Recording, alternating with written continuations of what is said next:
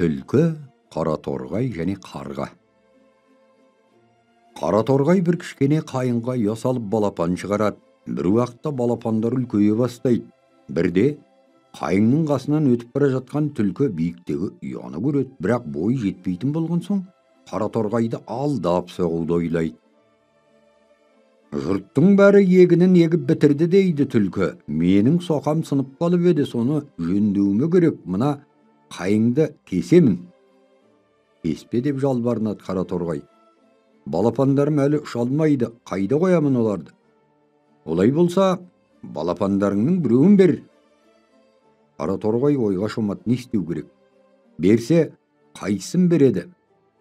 Қай саусағыңды кессеңді бәрібір жаныңа бірдей батады.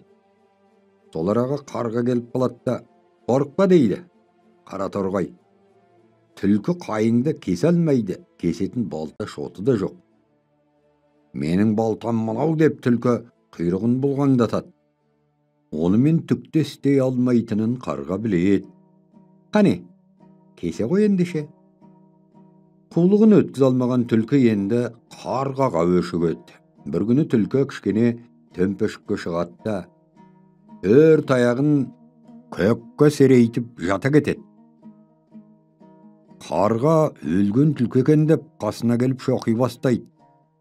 Ақыл көйім түстің ба қолға деп түлкі шап беріп ұстап алады. Қазір сазайыңды тартқызамын. Бір өтінішім бар, ағайыма істегенді істей көрме деп жалынады қарға. Ағайыңа не істеп? Оны дөңгелектің қуысына тығып, жардан домалатып жіберген. Ендеше тура соны істеймін.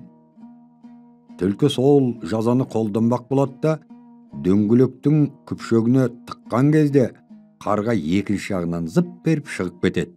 Сөйтіп түлкі тағы да алданып қалады.